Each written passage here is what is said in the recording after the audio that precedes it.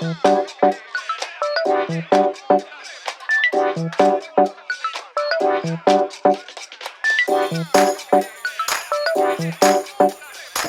what the mistake is, corporations have two issues usually. They talk about strategy a lot, and they change their mind. So they cannot execute, right? So they keep at this strategy discussion level, but they cannot execute. And when they do start executing, they still question whether that execution is the right thing. How do you balance the customer experience with the data privacy? You have data from customers which are, let's say, an aggregate. What are people searching for? Numbers, right? It does not need to be personalized every time that I know what Axel Winter did, right? So that part you don't always need to know. Then the other thing is, of course, if I'm a customer of a company or of a digital product, I also have the interest. I have an interest in the product, right? So from that perspective, if offers and tools and features help me to do what I want to do better, faster, cheaper, let's say, then of course, as a customer, I'm also willing to share some data or some feedback, right? Otherwise, why am I using that service if I don't want, right? I mean, if I don't want Spotify to recommend me better music, why I'm using Spotify? Makes no sense, right? In a sense, right? And so I think you can adjust this, or Netflix is, well, some of these customizations, personalizations based on data. And of course, if I really want to exit and I don't want to be a customer of Spotify anymore, I don't want Spotify to have my data, they should make it easy for me to do just that. Right. I mean, then if it's fair, if I'm a customer, of course, please customize for me, personalize for me, use my data. But if I'm not a customer, then, or if I want to exit, then please make this an easy experience, and I might come back, right? Because I don't. I had some. I can't even remember the name. I had some German websites. Xing, for example, they make it so difficult to pay, and they make it. You have to. And they have quite a few restrictions there, and then you can't delete the account and so on. And at earlier days, and then at some point you say, well, but if it's so difficult, maybe I don't want to be a customer there. Right? And I think this is a good metaphor to say is, hey, of course I can use aggregated data to drive me to improve my products, and then I use personalized data where people really are interested in my services. I'm trying to use that data out of their own interest to improve the service I give to them. I think that's the way I would categorize. Did you have any project that you feel proud of, and why? For me, not an easy question, because we have, as a team here in Central, we have done tremendously a lot of things and do them every day, right? So I kind of then I almost forget, right? And so I thought what we did well was, I mean, there's a kind of two things I actually like to talk about. At Standard Chartered Bank, I started literally, me alone, started in end of 2012 to work on 2012. This is a long time ago, 8 years ago. Started talking about and piloting the Hadoop ecosystem, which is kind of known as big data ecosystem in a sense, has evolved significantly since. But I went to my boss, the CIO, Jan Verblang, and then I was saying, hey, I need a little bit of funding to do this Hadoop thing. Axel again, right? Because one of my priorities, I like open source because it drives understanding. Even if you don't adopt it, it drives understanding, it drives knowledge, and it also drives innovation typically, right? So he said, fine, go try it out, and we did try it out, and we could produce some. By crunching a lot of data, massive amount of data in real time or near real time, which is not possible with old data warehouse technology or even new data warehouse technology. And we could produce outputs in understanding counterparties, for example, with banks, much better in a very short amount of time. And it was so impressive that even the board of directors got excited about new opportunities. that we really started then in 2013-14 to fully fund kind of a data lake. And within the banking world, actually Standard Chartered was the first most complete data lake in the industry. So the organization is much further than many banks across the globe.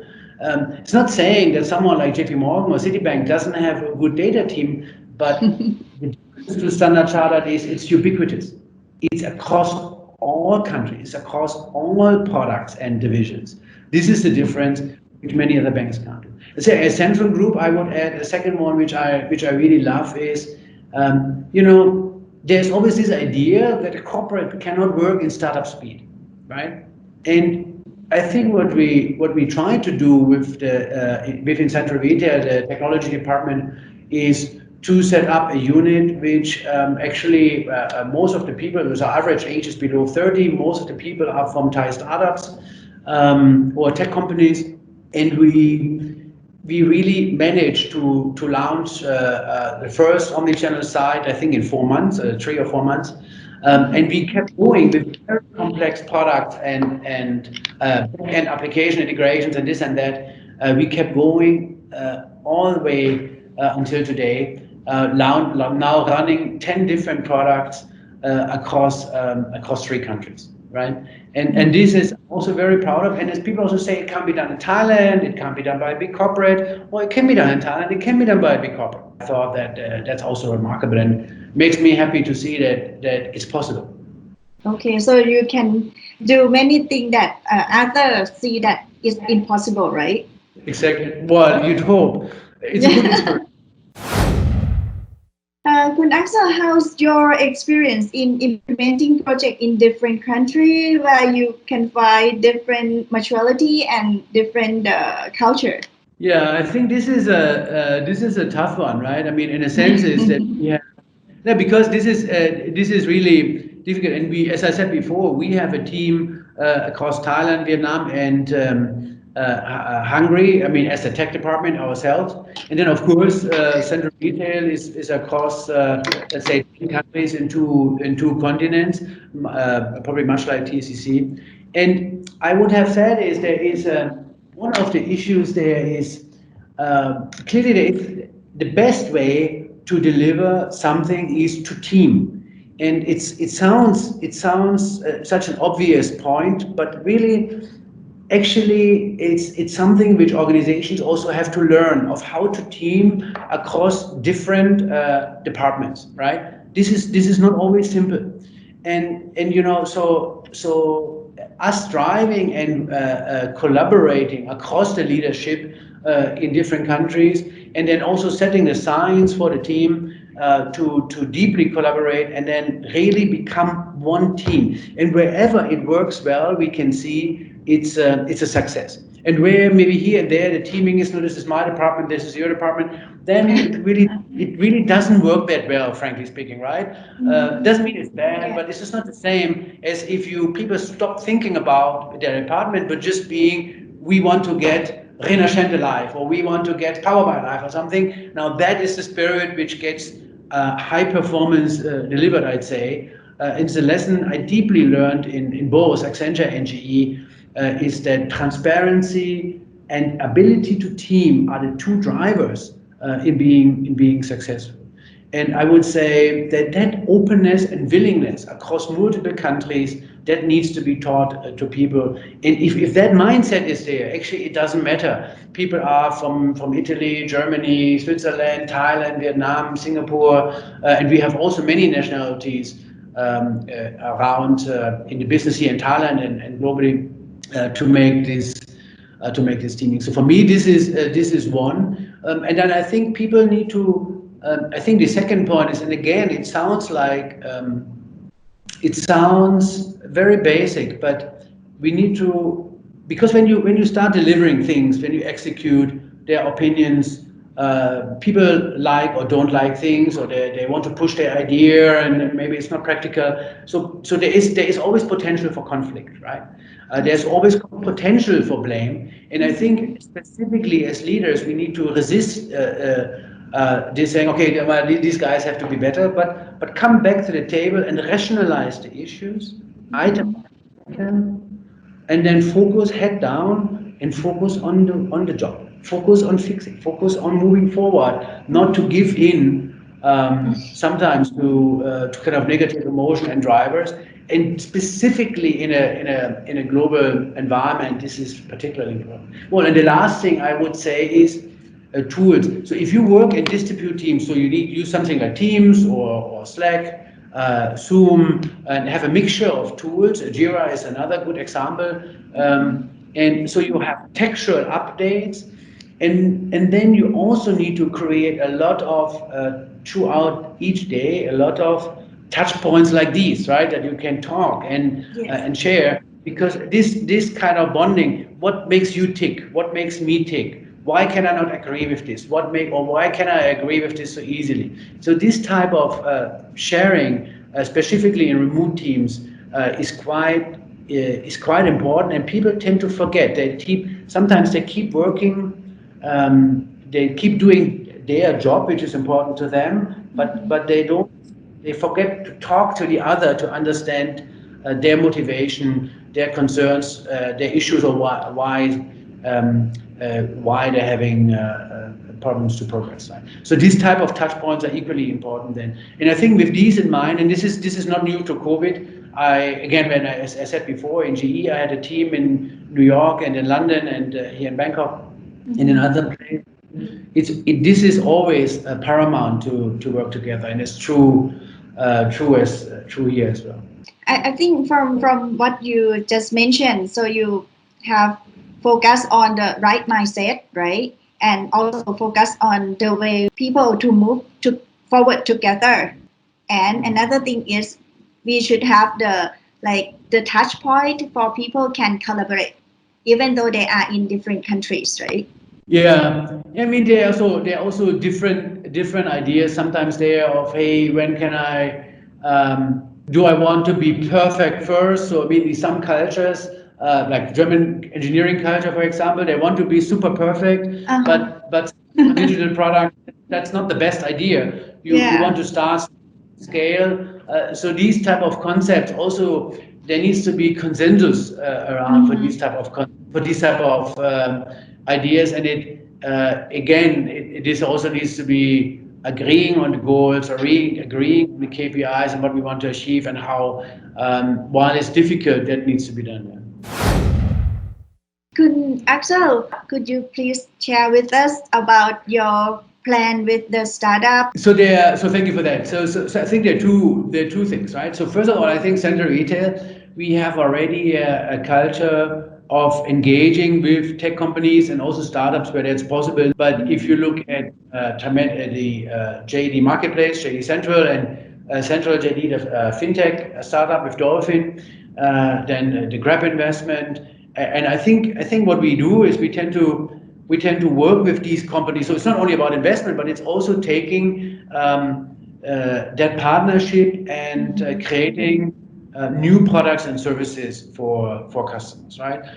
So that's why you have products like Dolphin or JD.co.th. With Grab, we have express delivery, and there are other services coming up. Now, so for us, it's important that it adds value. So it's not only there to play a startup game, but the question is there something we can use to innovate? Now, if you take this further, then the Central Technology Retail Lab is really there to move this to a small, on maybe say a little bit smaller environment of saying, hey, if there were a startup which has a good idea, can we improve our business towards the customer, be it a consumer, be it a business customer, business partners, but also the internal productivity, right? Or helping us for the staff welfare. And then, we can, with these kind of startups, they can go through the control website and submit a project, and we can consider. So the idea is, again, the same as with the big examples I gave. Can we partner with the startup, then create a small couple of weeks prototype, and if that seems successful, then we can actually make this real and use it as a mainstream product within the organization, right? And drive it to production capability. Now, in my view, and happy to hear comments. In my view, it's good for startups and it's good for us. We learn what we don't know yet, right? And so we have a committee with business colleagues and technology colleagues across the group. So we take this very serious, each proposal, and then it's an opportunity for the startup to really get into a project. So this is not about a beauty show or public relations. This is really about, can we have a real project in a real life environment being implemented, and then get feedback out of that. And also, if these things fail, it's good for us to learn about why it did not succeed, and it's also good for a startup to go back and saying, well, because of it did not succeed because of ABC. And here I can think again, what do I need to change in my startup to address these concerns in a real life environment, right? So I think both the success, of course, is a good thing. If we then go and make it a mainstream capability in the organization, then it's good for us and for the startup, because we achieve true business value, right? And so that's why I'm very excited about this. I know that there are a lot of companies around the planet who use startup as a public relations idea, right? And but they themselves don't innovate, and this is what we want to do different. So what you will plan to do is to work, learn, and innovate together with the startup, right? Can you tell us about your ideas about the startup in Thailand and in this region? There are many startups. Actually, there's also a lot of funding going into ASEAN. I think it's about one of the most active startup areas actually in the world, almost. And we see that a lot of governments also invest. You look at Singapore, of course. Thailand is also very supportive, and as are other countries. And you know. That's the good news, right? And if you look at different startups, I think about UCA, you think about companies like Jitta or Playbases, 2C2P or Mies, right? They're all very strong players in their own right, and there are more. And I'm sorry to everyone if I forgot to mention some, but there are many very strong examples, right? And they're doing so extremely well. Which is really impressive, and I believe it changes the economy. I believe it changes also the employees, because the people working in these startups, they have different views from the older days.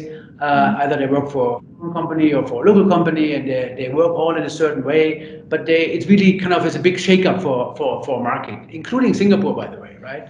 Which was always a bit of a corporate headquarter for the region type of place, and I think it's good across the region. Now, that being said, is because a lot of startups also approach me and they ask my opinion. One of the problems I see, though, is that in many areas, so there are probably two types of problems. One type is the startup itself, as in it doesn't have enough depth. Startups are successful because both the business model and the technology is done well. So the business model has sophistication, the technology has some sophistication, and it cannot be copied in a day. But I had people coming here with a great idea, but it was so simple. And I said, well, why would I fund? I can do it in a week with the team. It's not complicated, right? I don't know why I need to fund you. I can do it myself, right? Literally in a week. And I said, if you want to come here and work here and do it with us, then I can see, this is a couple of years back, then I can see a big benefit there, right? I mean, it's good for you, good for us. But then they did not want. They wanted to open it with the startup. And I said, well, and I wish them good luck, of course. But somehow they did not go anywhere in the end, right?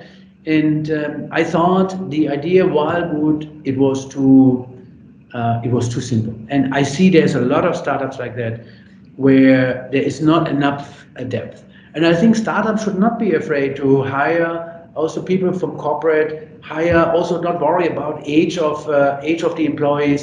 I think what it is that you need to have the right capabilities, the right skills to launch a startup, right? And that means is you see who can help you, right? And it doesn't mean that everybody needs to be 25 and just a newly grad. That is if you have the right skills. But the other thing is, I also have to say, is that there are a lot of companies and corporate and even VCs who are very rigid in the way they work with startup. Why can we not give a startup an opportunity?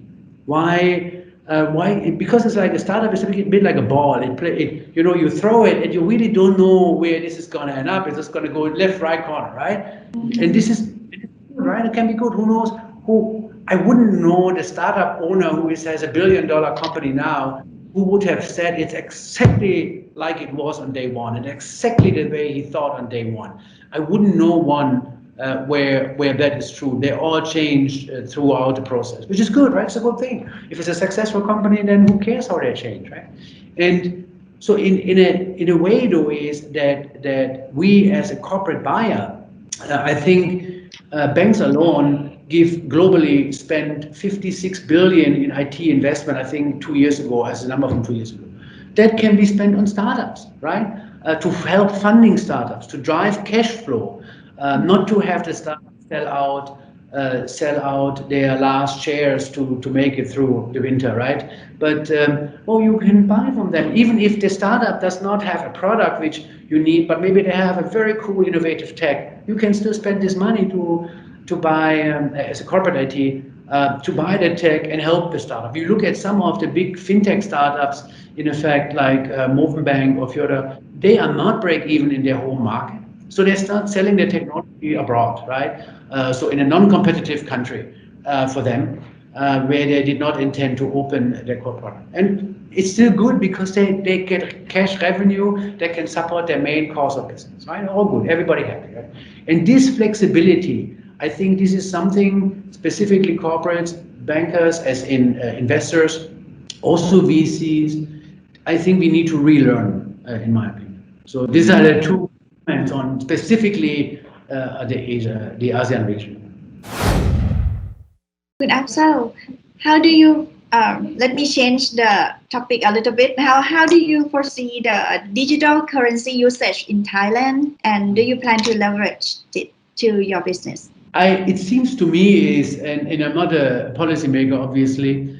It seems to me that the Bank of Thailand, with also some of the other central banks, have been quite proactive in moving ahead and trying to digitize currency, right? In a sense.